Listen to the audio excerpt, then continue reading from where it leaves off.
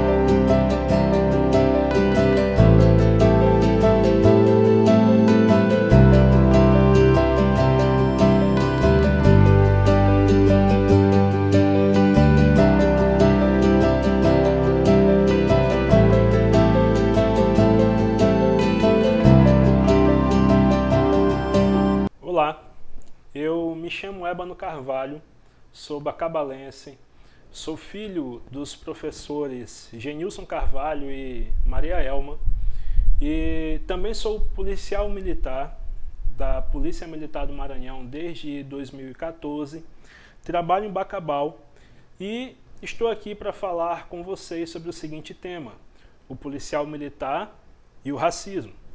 O meu objetivo ao falar sobre isso é mostrar para vocês que, apesar da opinião propagada sobre a polícia militar, a polícia não é uma instituição racista.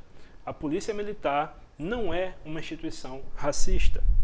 Primeiro, para que possamos entender sobre o assunto, eu quero abordar agora sobre a formação do policial militar. O policial militar, ele é um cidadão que ele é aprovado em concurso público estadual e nesse concurso ele passa por 6 etapas. A primeira delas é a prova objetiva, depois o teste de aptidão física, os exames médicos, o teste psicotécnico, a investigação social e, por fim, o curso de formação, que é onde aquela pessoa ela é ensinada a ser, de fato, um policial militar. Em nenhuma dessas 6 etapas do concurso público existe alguma diferenciação entre candidatos negros, brancos ou de outra raça para que possam ser aprovados no concurso. Então, nós já podemos concluir por aí que a Polícia Militar ela não é uma instituição racista na seleção dos seus candidatos. Qualquer pessoa, de qualquer raça, pode fazer parte da Polícia Militar. No concurso, na verdade no curso de soldados, que foi o curso que eu fiz, curso de formação de soldados, nós, além de termos aulas práticas sobre o cotidiano do serviço policial, nós também temos aulas sobre direitos humanos, sobre sociologia e também sobre outras matérias do campo das ciências humanas, onde assuntos como racismo e como direitos humanos, por exemplo, são tratados e combatidos. Então, nós também podemos afirmar que a polícia militar ela não é racista na formação dos seus profissionais. A polícia militar ela não forma policiais racistas, ela não doutrina policiais para que sejam racistas. E aí nós falamos sobre a formação do policial. Quero falar agora sobre o serviço e a abordagem policial, o cotidiano do policial militar.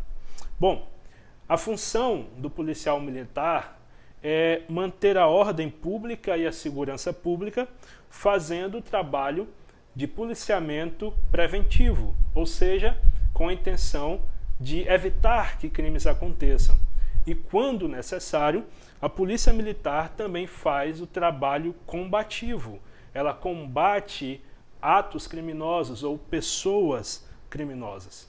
Falando mais especificamente do contexto da cidade de Bacabal, na nossa cidade nós nos deparamos com dois tipos principais de ocorrências. Logicamente que o leque de ocorrências é muito grande, mas são principalmente dois tipos: assaltos à mão armada e tráfico de drogas. E quando falo de assalto à mão armada, eu estou incluindo roubos de celulares, roubos de motos, assaltos a estabelecimentos comerciais e até também assaltos a instituições financeiras. E tráfico de drogas, nesse sentido, a polícia combate os grandes traficantes e aqueles que são chamados os aviõezinhos, aqueles que transportam a droga. Então, agora vamos falar dessas ocorrências relacionando-as com a ideia de uma PM racista, como alguns acreditam. Geralmente se diz que a polícia militar ela é racista por abordar com violência ou com desrespeito pessoas negras. E aí por isso se diz que a polícia é racista. Mas nossas abordagens da polícia militar como um todo, e mais especificamente da polícia militar de Bacabal, ela tem o intuito de identificar possíveis assaltantes, veículos roubados, pessoas portando arma de forma ilegal e traficantes de drogas. E para cumprirmos esse objetivo, nós não olhamos para a cor da pele da pessoa. Nós não decidimos quem abordar, nós não decidimos quem nós devemos abordar de acordo com a cor da pele da pessoa. O que nós observamos e fazemos é abordar de acordo com atitudes suspeitas ou contextos suspeitos, atitudes suspeitas ou contextos suspeitos. Por exemplo, eu reforço novamente, especificamente da nossa realidade em Bacabal, quando o policial militar está de serviço e ele observa dois homens numa moto, com a moto sem placa, ou com a placa dobrada, ou sem a lanterna traseira da moto para não iluminar a placa. Então é muito comum de que o policial militar ele proceda à abordagem naqueles dois homens, porque geralmente quando assaltantes praticam o seu ato criminoso, eles estarão em moto sem placa, ou com a placa adulterada, ou dobrada, ou escondida. Por exemplo, nós abordamos, e o policial militar ele desconfia da atitude de uma pessoa que, ao ver uma guarnição policial, ela mexe na cintura como se fosse esconder alguma coisa. Quando uma pessoa avista uma guarnição policial, ela se mostra nervosa, também nós procedemos à abordagem, não por dizer que aquela pessoa é um bandido, mas apenas para nos certificarmos de que não há nada de ilegal com aquela pessoa. Por exemplo, O policial militar ele procede à abordagem quando existe aglomerações perto de locais conhecidos como boca de fumo, aonde geralmente se distribui drogas. Então, se existem pessoas naquela região, principalmente à noite, é normal que o policial militar proceda à abordagem. Pessoas que já têm passagem pela polícia, que são corriqueiramente presas pela prática de algum ato delituoso, essas pessoas também são abordadas. Pessoas que têm algum tipo de tatuagem que a identifique com um grupo criminoso. E aqui eu quero chamar a atenção de você, não é pessoa com tatuagem, mas uma pessoa que tenha alguma tatuagem que lhe identifique com algum grupo criminoso. É o que nós chamamos de tatuagens do crime. Essas pessoas geralmente são abordadas pelas suas atitudes que estão tomando naquele momento, atitude suspeita, ou carros suspeitos também, porque nós sabemos que Bacabal ela é uma cidade que é visada por quadrilhas de assalto a instituições financeiras. Então, algumas características de alguns veículos nos levam a abordá-los. Porém, o policial militar ele não olha para a cor da pele dessa pessoa. Como eu disse, nós abordamos baseados em atitudes suspeitas ou contextos suspeitos. O policial militar ele só irá usar a força ou armas quando isso se fizer necessário nas ocorrências. Logicamente, existe a questão da violência policial, mas isso é um ato isolado daquele profissional. A polícia militar em si, ela não é violenta, não defende a violência e não estimula a violência. É um ato isolado daquele profissional. Nós sabemos que também, e eu afirmo, que também não existe uma polícia militar racista.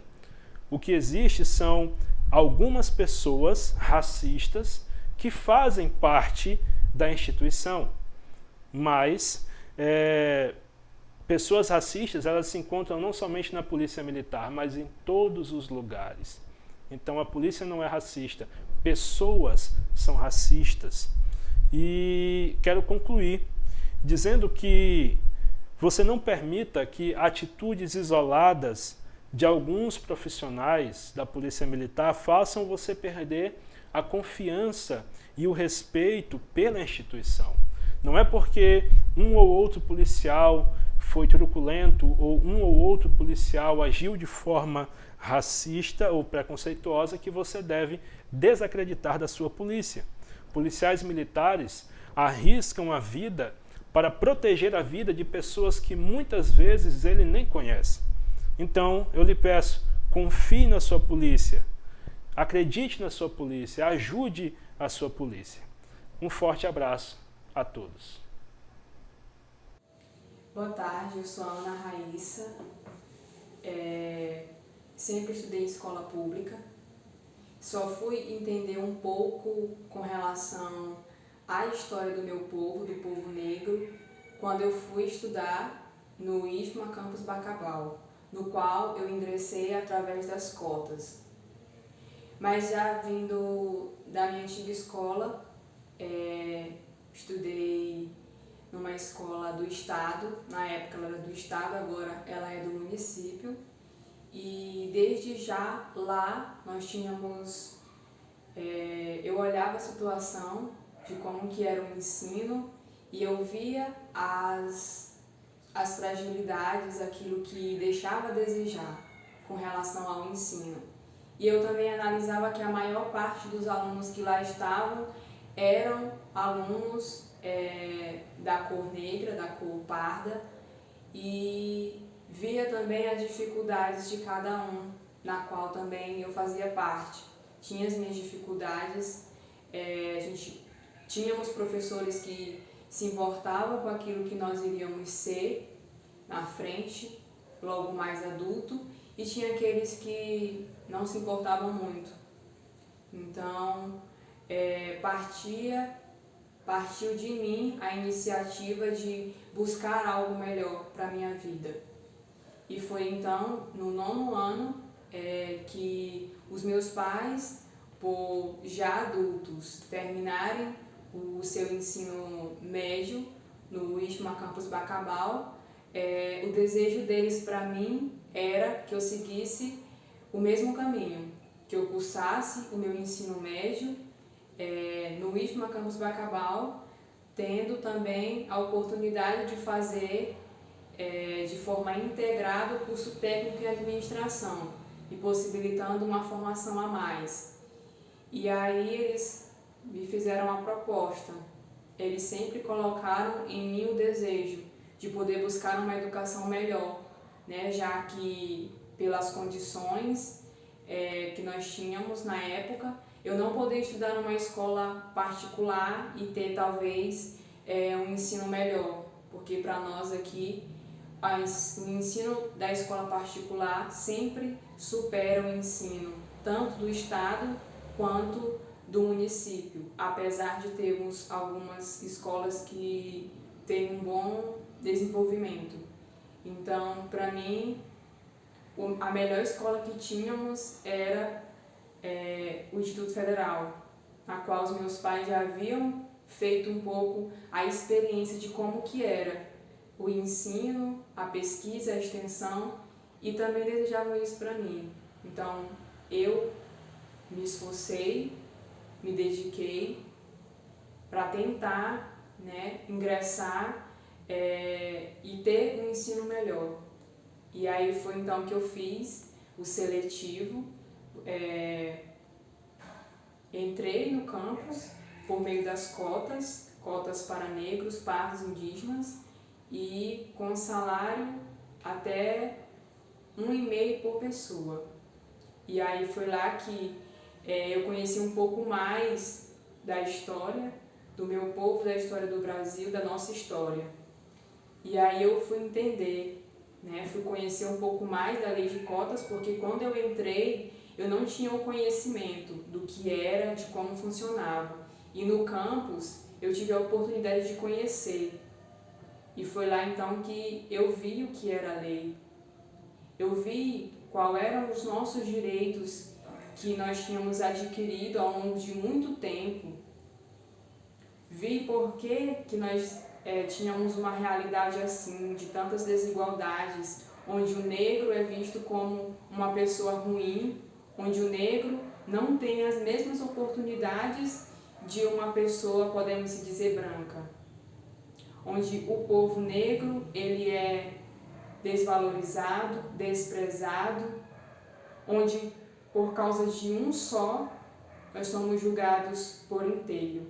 E eu fui entender através de muitos debates, principalmente na Semana da Consciência Negra, onde nós tínhamos a oportunidade de conhecer mais sobre a nossa história e também de debater com outras pessoas que compartilhavam da mesma luta, né, por direitos melhores, por direitos iguais, por essa igualdade na nossa sociedade, que aqui no Brasil nós não temos um bom histórico, né, mas que nós estamos lutando para que possamos ter os nossos direitos cada vez mais a nosso favor. Então, no campus eu vi várias pessoas no qual algumas eram a favor, apoiavam as cotas e outras desprezavam, ridicularizavam, menosprezavam, sem entender que as cotas foram um direito que demoramos muito tempo mesmo para poder ter. E aí em vários debates eu mesma tive, eu posso dizer assim, a oportunidade de debater com uma pessoa branca com relação às cotas, o quão é diferente a vida dele, que sempre teve oportunidades, que não teve assim, não lutou por nada, sempre teve tudo. Com relação, por exemplo, a mim, que fiz a minha caminhada, que escolhi e que tive oportunidades de poder crescer, de ingressar no Instituto Federal, não porque tinha uma cota, eu entrei com nota inferior, não, mas eu entrei lá porque eu dei o meu melhor. eu estudei para fazer o seletivo e de igual para igual eu batalhei para estar no campus. E aí eu falava para ele, é uma questão de oportunidade. Não tem como eu dizer, essa pessoa é marginal, é isso ou aquilo. Se eu não olho para a história da pessoa e vejo quais foram as suas oportunidades. Porque eu tive a oportunidade de chegar onde eu cheguei. Que hoje eu passei para fazer o curso de administração na Universidade Estadual do Maranhão, em ampla concorrência. Porque eu tive a oportunidade de estar no campus, no IFMA Campus Bacabal, de ter um bom ensino, de conhecer a pesquisa, a extensão, enquanto que outras pessoas não tiveram a mesma oportunidade, de ter um ensino de qualidade para poder alcançar o ensino superior. Muitos param ali, no ensino médio. Terminam o ensino médio e por não terem oportunidade de poder fazer um curso, de conseguir um emprego, vão para outros caminhos. Mas eu, graças a Deus, tive a oportunidade de fazer um ensino de qualidade no Instituto Federal, tendo ali um ensino de igual para igual com as outras pessoas, e eu agora posso dizer que eu ingressei na Universidade Estadual do Maranhão por méritos, graças a Deus, meus e graças aos professores que eu tive no campus Bacabal e também na minha antiga escola, que era do estado. Então, eu digo, vidas negras importam. Basta que nós tenhamos a consciência de poder dar a oportunidade, porque sem a oportunidade não tem como crescer. É preciso oportunidade para vencer. Me chamo Antonella, sou da turma de Química 2 e eu vou recitar um poema de Luiz Gama. Em nós, até a cor é um defeito, o imperdoável mal de nascença, o estigma de um crime. Mas nossos críticos se esquecem que essa cor é a origem da riqueza de milhares de ladrões que nos insultam. Que essa cor convencional da escravidão, tão semelhante à da terra, abriga sobre sua superfície escura vulcões onde arde o fogo sagrado da liberdade. Oi pessoal, me chamo Guilherme Almeida e vou falar sobre o racismo, algo que sempre existiu e não pode ser ignorado. Vou citar a frase de Ivan Teorilang que dizia: quando se faz a fusão de um terço de racismo com a mesma porção de discriminação, assim somando-se com mais um terço de indiferença, obtém-se a fórmula infalível do maior câncer sofrido pela humanidade.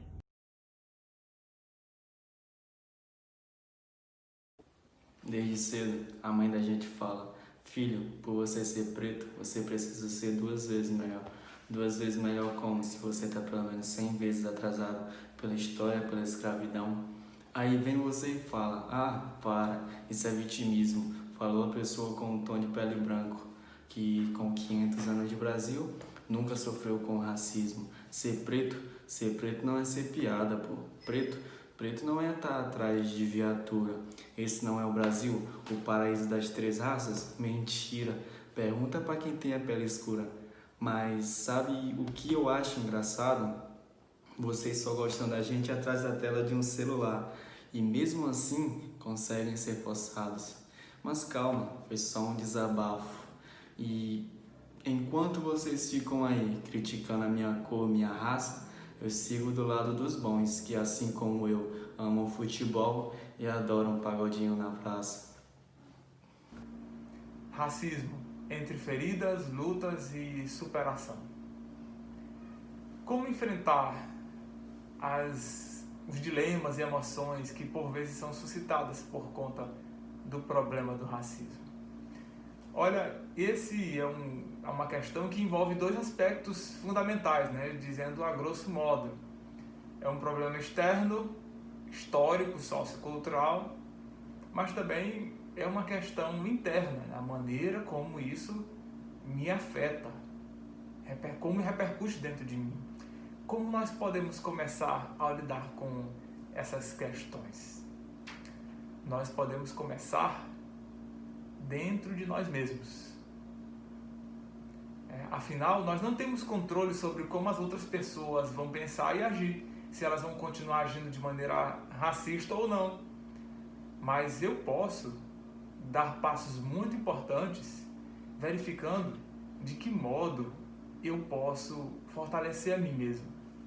Reconhecendo, por exemplo, de que maneira isso me afeta, como isso repercute dentro de mim, que emoções são suscitadas, né? Por vezes, um sentimento de insegurança, de tristeza ou até mesmo de raiva. Outras pessoas também reagem com baixa autoestima ou dificuldade de aceitação a respeito da sua própria cor, dos seus traços físicos. Olha, onde é que esses dilemas se encontram? Esses dilemas estão dentro de nós.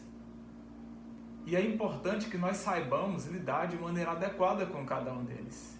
Como, por exemplo, a gente começar a questionar esses dilemas, essas emoções. Por que isso me afeta? Por que eu me sinto dessa maneira quando alguém faz referência às minhas características físicas, à minha cor? Ou até mesmo por que eu estou valorizando essa diferença como se fosse algo tão ruim? E como um exercício, né, você pode até escrever esses dilemas e começar a questioná-los um por um. Quanto mais você tomar consciência da maneira como isso lhe afeta, como isso funciona dentro de você, mais oportunidade você vai ter de se fortalecer. Você pode até se questionar, por exemplo, em que ocasiões ou perante quais pessoas esses dilemas são mais fortes ou mais fracos e que respostas você pode dar para cada um deles. Eu digo para você, viu, de que as insinuações racistas, elas perdem a força quando você está bem consigo mesmo. Quanto melhor você está consigo mesmo, mais você valoriza o que há de bom em você. E por falar nisso, né, que tal você pensar nesses aspectos da sua própria vida? Aquilo que te faz forte, aquilo que te faz feliz, satisfeito consigo mesmo. O que é que faz isso em você? Ou então, até mesmo, o que você mesmo admira em sua própria vida? Os teus sonhos, os teus potenciais. Quanto mais você se dá conta disso e começa a aceitar quem você é, as coisas que você é capaz, as tuas potencialidades, mais isso produz dentro de você uma sensação de satisfação, de que você é feliz da maneira como você é. Agora, quanto às questões de fora, né? Como nós podemos lidar com cada uma delas? Mais uma vez, nós precisamos reconhecer que esse é um problema bem maior do que nós mesmos, mas que existem passos iniciais que a gente pode começar a trilhar. Apesar de haver pessoas que realmente são racistas nesse mundo, mas você já notou que existem pessoas que, mesmo nesse mundo, elas te fazem feliz, elas amam você. Essas pessoas são um ponto de partida, né, através do qual a gente pode tomar como referência sobre quem eu sou, sobre a repercussão que a minha vida, a maneira como eu sou, cor de pele, meu cabelo, meu estilo, como as pessoas, elas gostam de mim, elas amam você. Essas pessoas, elas conhecem o seu melhor. São elas que lhe ajudam com o seu pior e até lhe encorajam a desenvolver o seu potencial, que por vezes você mesmo, às vezes, pode não estar observando. E aí, já pensou se tudo aquilo que as pessoas dizem de positivo a seu respeito realmente sejam verdade? Note que esse grupo de pessoas, né, essas pessoas que te cercam, elas nem precisam ser da mesma cor de pele, mas elas funcionam como uma base de apoio, uma forma de ampliarmos o nosso mundo, as pessoas que são referência para a nossa vida e que constroem um senso de que nós podemos ser felizes da maneira como nós somos. Quanto mais eu aceito a mim mesmo, mais eu consigo aceitar as diferenças, as outras pessoas, inclusive a possibilidade de elas pensarem diferente de mim. Quanto mais conectado eu estou com as pessoas que me amam, mais esses dilemas de racismo perdem o foco, mesmo que momentaneamente. Eu sou Jesaías Silas, e se essas reflexões foram importantes para você, espero que você possa guardá-las e colocá-las em prática. Até a próxima e tchau, tchau. Por que tanta dor? Por que tanto ódio? Por que tanto rancor? Por que preconceito racial? Por que ligam tanto para a cor? O racismo é burrice, mas existem burros que pensam que o racismo não existe. Deus é amor, Deus não tem cor, Deus não fez raças, Deus não fez cor. Então deixe de ser racista e nos ajude a espalhar mais amor. Olá! Hoje vamos falar os aspectos historiográficos sobre o racismo. O racismo, ele fere a dignidade da pessoa. A cor da sua pele é a única motivadora para a negação da sua humanidade. Um apelo irracional e que demonstra total desequilíbrio para a equidade social. Estudamos na escola sobre como os africanos, homens e mulheres, foram escravizados por séculos para que o seu trabalho forçado fizesse da América o continente que daria lucro para a Europa. Entre torturas, humilhações, fome e morte, africanos não escolheram, mas viveram uma história para além do Atlântico. Foi em nome do desenvolvimento econômico que construíram a América colonizada. Aqui também é preciso mencionar as inúmeras etnias comumente chamadas de indígenas, que além de terem visto as suas terras serem expropriadas pela força da pólvora, por exemplo, também tiveram suas vidas dispensadas pela força do lucro. A história da humanidade, em cada geração e contexto, vem transformando os recursos do meio ambiente para a sua manutenção e geração de riquezas. Está nas relações sociais a forma como lidamos com o trabalho. As motivações para um grupo de pessoas explorar a força do trabalho em outro grupo têm sido o determinante para a construção de termos como senhor e servo, senhor e escravo, burguês e proletário, patrão e empregado, autônomo e cliente, entre outros. Acreditamos que a sociedade da atualidade vem conseguindo construir, através da democracia, as relações para o trabalho e desenvolvimento econômico com a legitimidade do Estado, de forma que a qualidade de vida esteja assegurada por e para os direitos humanos. Mas não podemos fugir das discrepâncias alarmantes, como o trabalho infantil, salários desiguais motivados por questões de gênero, cor de pele e outros. É uma construção incessante e ininterrupta. É, por assim falar, que desde a invasão da América pelos europeus, os séculos que se seguiram foram vividos por conflitos entre diferentes grupos e interesses. Entre eles, vamos falar dos movimentos abolicionistas que se espalharam de norte a sul pelas terras americanas, até que cada país deu o reconhecimento legal. Foi entre caneta e papel que a tinta escreveu a palavra liberdade.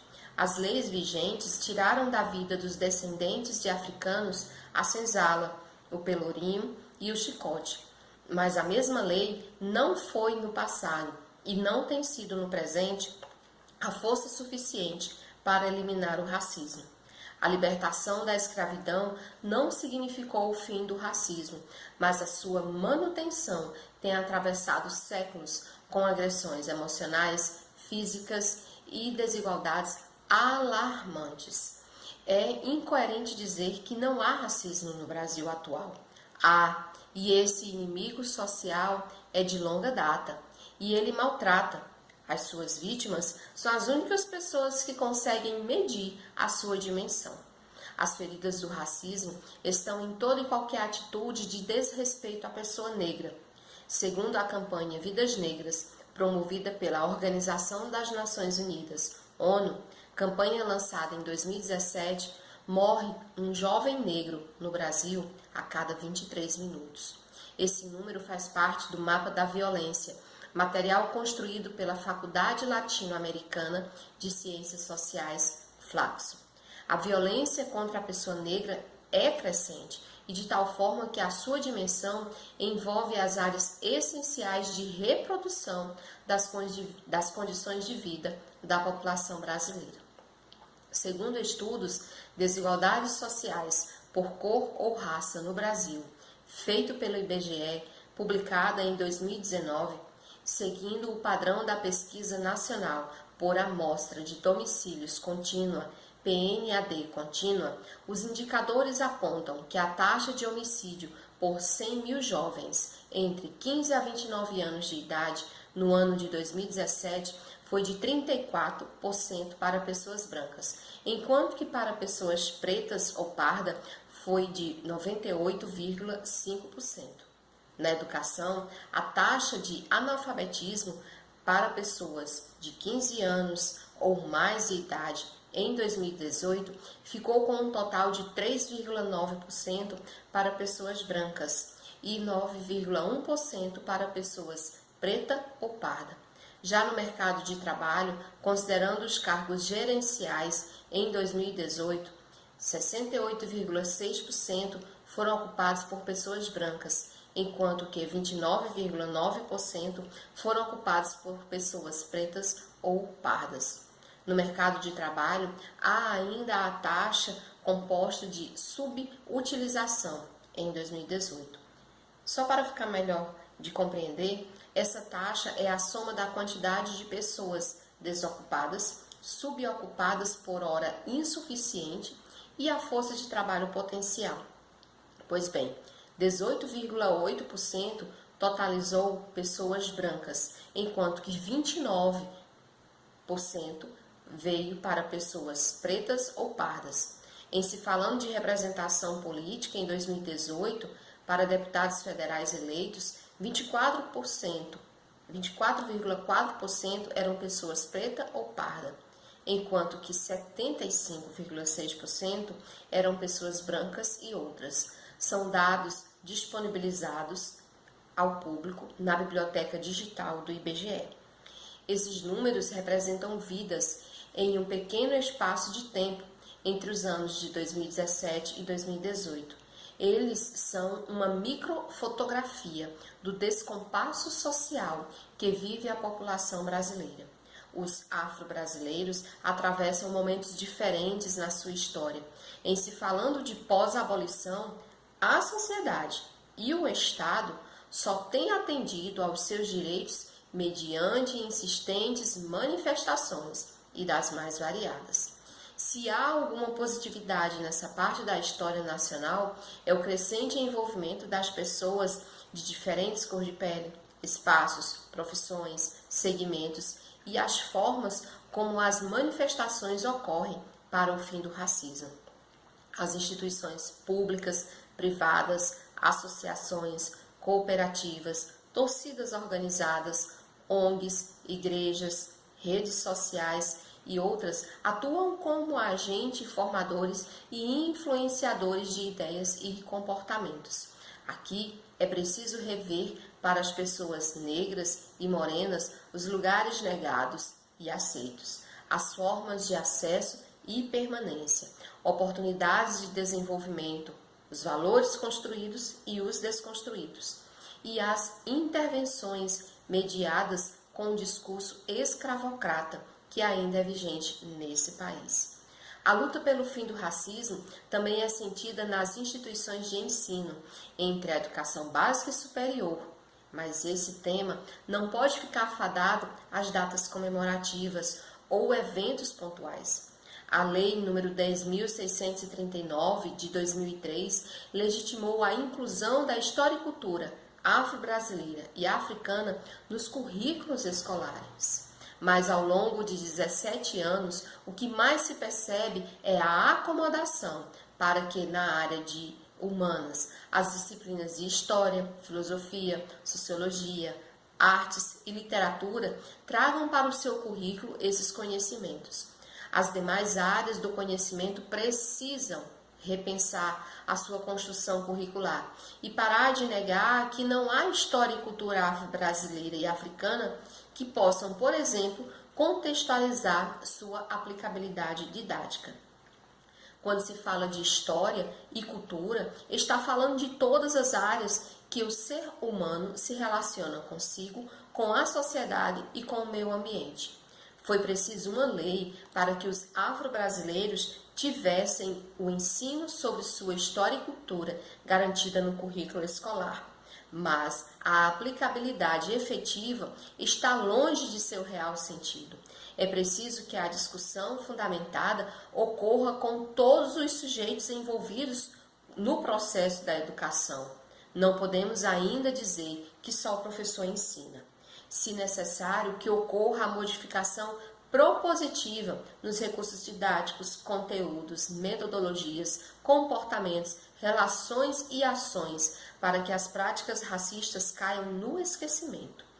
Quando vamos para os espaços profissionais, onde sujeitos que atuam como patrão ou funcionário e cometem atos racistas, a necessidade pelo emprego força, na maioria dos casos, a vítima a sofrer a agressão e não ter a sua manifestação contrária. É esse o Brasil que vivemos, mesmo depois dos seus 132 anos de lei que aboliu a escravidão. O racismo, ele ganha a forma de senzala, porque traz a segregação, e seu capataz está forjado no preconceito. A superação do racismo mostra que em cada novo ato racista, uma nova comoção mexe com a sociedade e toma as mais diversas formas.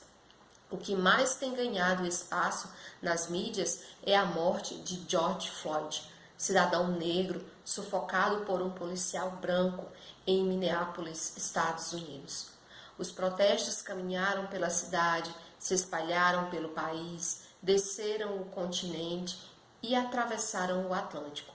Mas quantas pessoas negras ou morenas, em si falando do Brasil, já foram silenciadas, sufocadas, hostilizadas, estupradas, queimadas, perseguidas, tiveram direitos negados, pararam de estudar porque não podiam pagar o transporte, sofreram no parto porque enfermeiras e médicos não queriam atender uma negra, assim como tantos que morreram sem dar à luz porque o atendimento passou do horário. Quantos são abordados e revistados em lojas, em shopping? Quantos estão nos presídios condenados apenas pela cor da sua pele? Essa lista é enorme. A sua medida é do tamanho da extensão do estrago causado pelo preconceito racista. Além de denunciar as formas que o racismo usa para deformar a vida humana, é propício falar que sua superação é um caminho em desenvolvimento. Em 23 de dezembro de 2013, pela Resolução 68/237, a Assembleia Geral da ONU proclamou o período de 2015 a 2024 como a década internacional de afrodescendentes, com o tema Povos Afrodescendentes, Reconhecimento, Justiça e Desenvolvimento. Há atividades e ações a serem desenvolvidas no país inteiro, por membros, de modo a valorizar e reconhecer as vítimas da escravidão e do tráfico transatlântico de escravos.